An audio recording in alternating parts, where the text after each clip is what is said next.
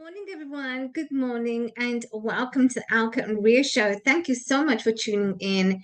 80% is showing up, and we always appreciate you for tuning in and joining us. Now, new viewers that are tuning in who may not know what the show's about, well, the show's about real estate and mindset. Ria talks about real estate, and I talk about mindset. And together, her and I bridge the gap so that you can achieve success in your lives.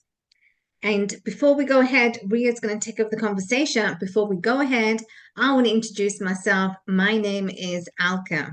My name is Ria. And welcome to our show. Well, Ria, take over the mic. Thank you, 𝗥𝗵𝗲. And today's topic is a continuation from the book Increase Our Financial IQ by Robert Kiyosaki. And today is chapter 9. So let me share my screen so that we could begin.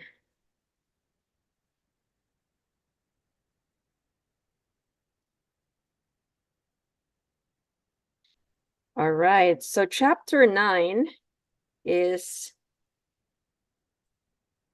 developing our financial genius. Let me just...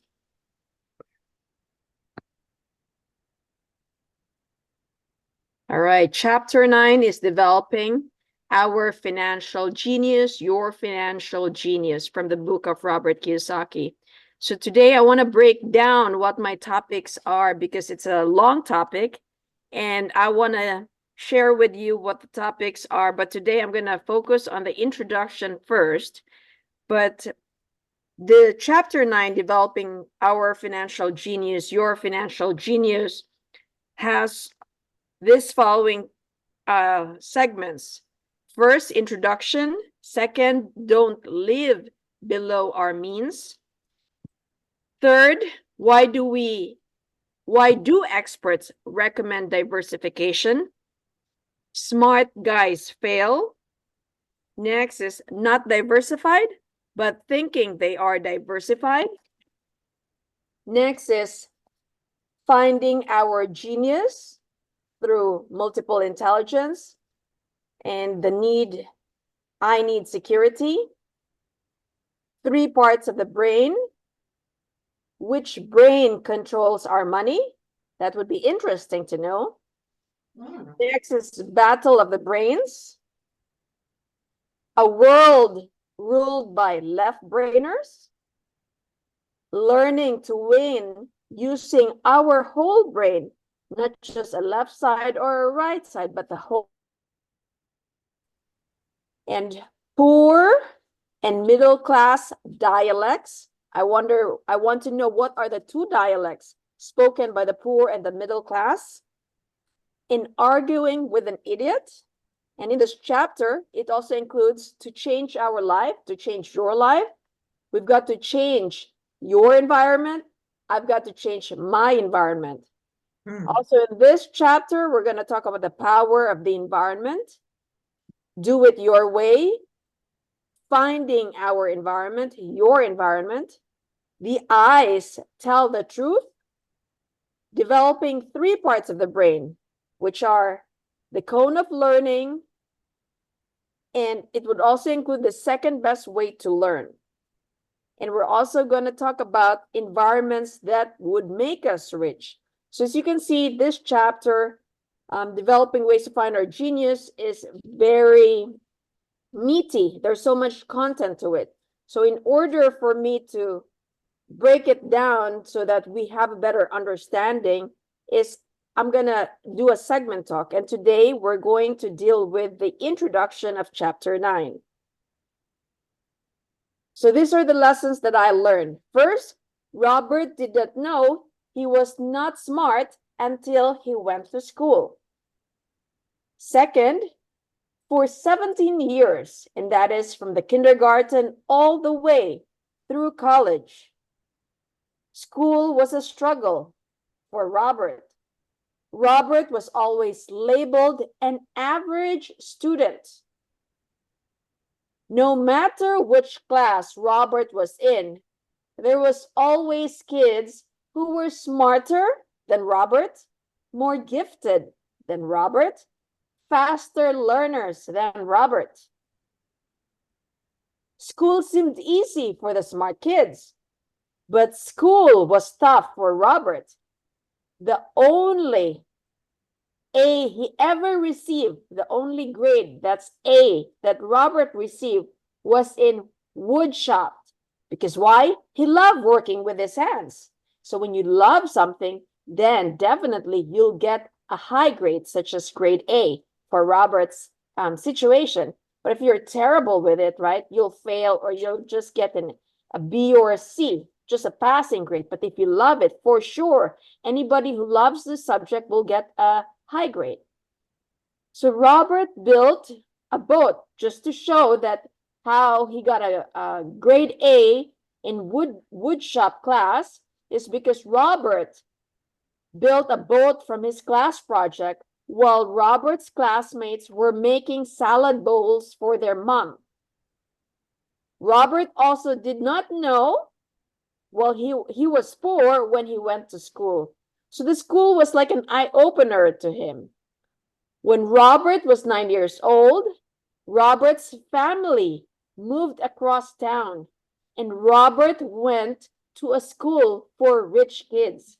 So in USA, you can go to public school, but it depends on the area where you live. It depends on the zip code. For public school, so if you live in a nicer neighborhood, then you can go to a nicer public school. And so this was true for Robert. Because his family moved across town, he went to a school for the rich kids. Interestingly, there were 2 elementary schools directly across the street from each other. On one side of the street was called the Union School. On the other side of the street was called the Riverside School. So 2 public schools across each other, but different kids going to each school. Both were public schools. One school was for the rich. One school was for the working class. Originally, the Union School was for the children of the sugar plantation union workers. Hence, the school was named Union School. It was for their workers. Now, in contrast, Riverside School was the school for the children of the sugar plantation owners and managers. Robert attended the Riverside School because the house his family lived in happened to be on the side of the street next to the river. So even though Robert was only 9 years old, Robert was aware that his classmate at the Riverside School lived in an isolated community connected by a bridge across the river. Every time Robert crossed that bridge to play with his friends, Robert knew he was crossing into a different world. On their side of the bridge, Robert's classmates lived in stately plantation manor homes. So this is big homes. These are like mansion of today. On Robert's side of the bridge, homes were a lot less stately. So on the other side of the bridge was mansion, the plantation manor homes. Now on Robert's side of the bridge, it was a poor working middle-class home. The homes were a lot less stately. The home Robert lived in was a home built for plantation workers. Now Robert's classmates' parents, they owned their homes. So Robert's classmates, this was the workers, right? They owned their homes. Now Robert's parents rented, and that's why he went to the Riverside. the Riverside School because his parents could not afford that home, so they just rented. Now, people do this a lot in the USA. They could rent a home because they want to live in a nice neighborhood,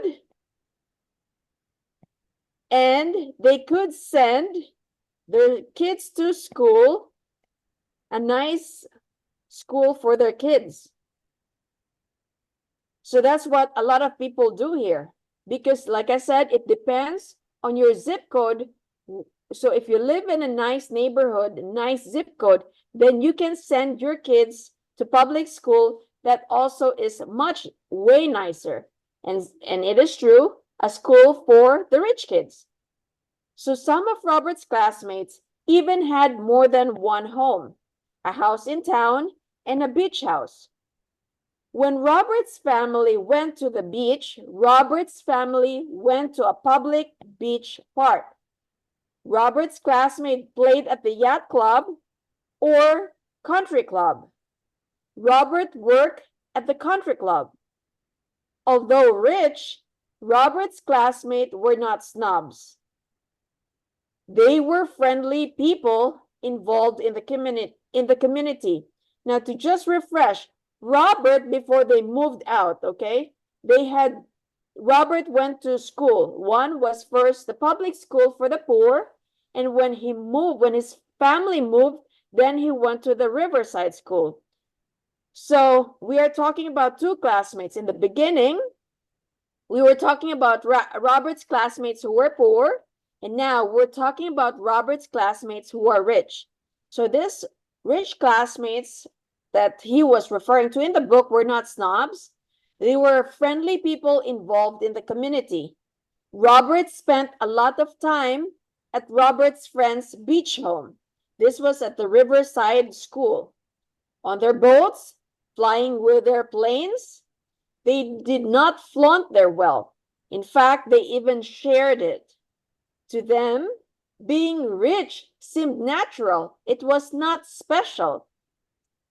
It was a lifestyle and a standard of living for the rich. Their lifestyle was not that big of a deal to them. It was Robert who thought that Robert's friend's lifestyle was a big deal. That's a big deal. Sometimes feeling uncomfortable, sometimes out of place. And Robert was acutely aware of the standard of living that separated him and his classmates. At the age of 12, Robert's rich friends went off to private schools, and Robert continued on through public high school with the kids who went to union school. Like I said, Robert both went to the public school for the poor and the public school for the rich. So he was able to have a great contrast. And growing up, at a young age, he realized that there are big differences of going to a poor public school versus a rich public school. Robert also did not know he was a geek, a nerd, until he went to school. Why? In high school, all the girls Robert wanted to date wanted nothing to do with Robert. Robert was not cool. The popular girls were interested in the bad boys who were either older, belonged to a gang, and owned a car. Although Robert was a starting player on the football teams and a surfer, Robert was not cool, he was not a bad boy, and he did not own a car. Robert, in fact, was shy, fat, and drove around in his family's beige colored station wagon. Definitely, according to him, was not cool. In 1974, as Robert was getting out of the Marine Corps at the age of 27, Robert knew he wanted to be rich. Robert knew he wanted to drive fast cars, and Robert knew that he wanted to date beautiful women. Even though Robert had grown up, lost his baby fat, gotten taller, and gotten stronger, in Robert's mind, he was still shy, fat guy without much money. Robert knew what he wanted. Robert just did not know how he was going to get there. Robert knew he wanted to be an entrepreneur and invest in real estate. But Robert had no money and he had no skills. The more Robert thought about it and compared the life he wanted with what he had, the more Robert realized that his school teachers were correct, and that Robert was average. He had no great skills or great talents, and he thought that he was not smart. If Robert was going to be rich, right? If Robert was going to be rich, Robert needed to find a way to be at least above his means in every way. So I hope you want to learn more about the chapter 9, developing our financial genius. This is just an introduction to chapter 9. Like I said in the beginning, I'll share more in the next few episodes of Alka and Ria show. Amazing, Ria. Yeah, you know what? It takes a lot though sometimes. It takes a lot sometimes to really own the fact that, if you are, I mean, you know what, when it comes to the zip code, where that Robert, he had the opportunity to be in a poor neighborhood, in a poor, the schooling and the rich. So when people go through those, two different types of systems, you do appreciate, right? You do, he was, how old was he when how old was, did you say? I think around 9 or 12 years old when his family moved to a different zip code so that Robert could attend the Rich for the School.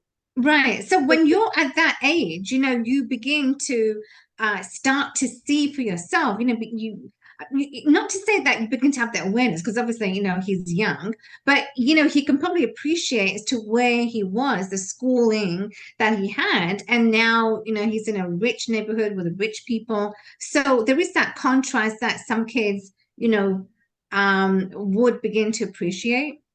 Yes, I agree with you. And that's very true in the USA too.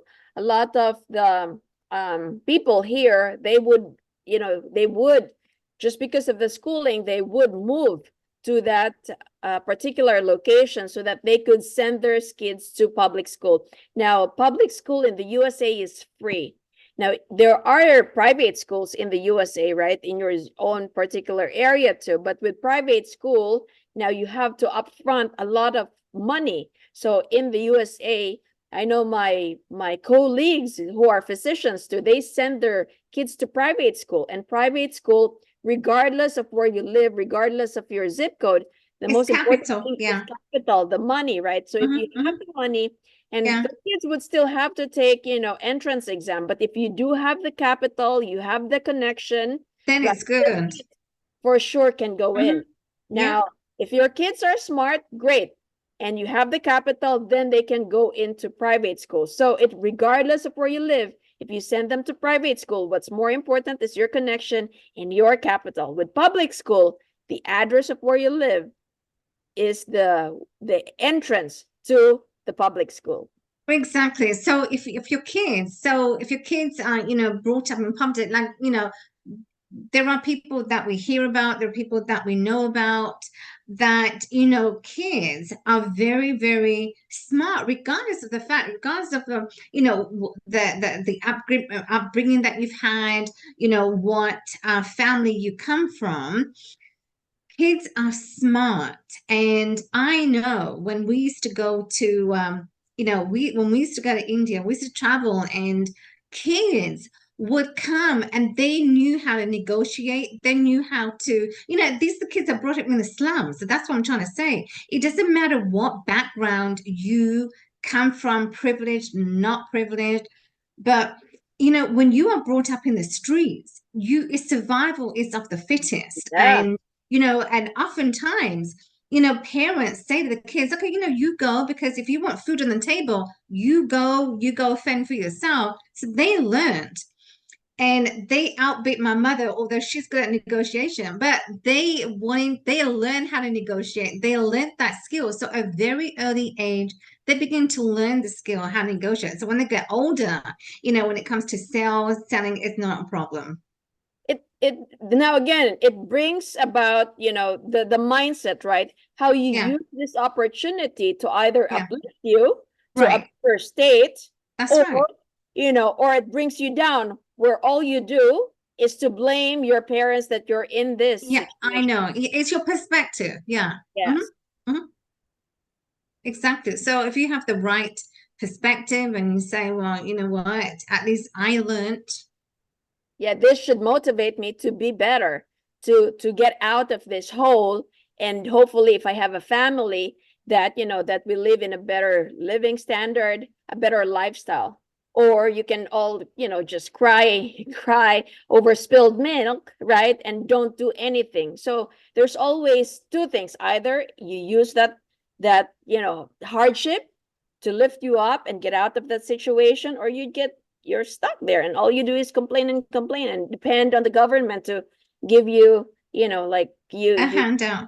Say the government owes you something, that you're that they have to feed you and provide for everything from food, clothing, medicine, healthcare. I mean, we do have that here, but it's up to you to get out of the hole that you're currently in.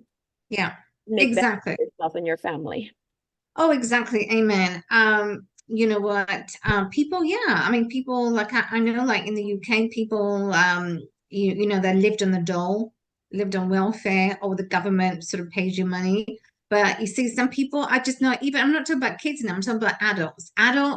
Some people, they just want handout, like you said, they want a handout. Oh, but the government can just pay me and I don't need to work. Well, when it was the Brexit, we had a lot of those remaining gypsies come to the UK, and they wanted to work, because it doesn't matter who you are. People want to work. So then you can't complain, like you said. So then the British people are starting to complain, oh, but how come they're taking jobs? Well, I mean, if you want to work, but you don't want to work, you just want to complain. You just want to say, okay, well, the government can give me a handout and I'll just go on welfare. It doesn't work like that. Then you can't complain, and then you can't say, oh, but they've taken my jobs. I guess it's true everywhere, whether it's UK or USA. Yeah. It's like a privileged mentality. Oh, you owe me this. The government owes me this. So I need is like food stamps and and handouts, free stuff. Right, exactly. But then, that way, yeah. But, as I said, it's people just like to complain. But your conversation today, I think is really just, it's people's perspectives. We need to change. We need to change and look at ourselves. We need to start looking at ourselves internally. Okay, where am I today? Even when maybe you're a child, because you don't have that sense of awareness right now at that 8-9 years of age. But as we get older, we need to appreciate, okay, well, and just start to recognize internally, okay, where are you? But what you want to do is you want to fix yourself. And the only way you can start to fix yourself is starting to fix yourself internally, which is what I talk about when it comes to mindset. Because fixing the external is not possible until you fix your internal. So thanks, Ria. That was just amazing. And that conversation, it's beautiful. It really needed. So I hope you got a lot of information from that. We always value your opinion, and always drop it in the chat. But we have come to the end of another amazing show. Thanks, Ria. And we will see you the same time In the meantime, make the rest of the day the best of your day, and we will see you the same time tomorrow morning. Thanks, Ria. We will Thanks, see. Elka. Yeah, see you then. You then. Your turn next. Yeah, that's right. Okay, bye-bye.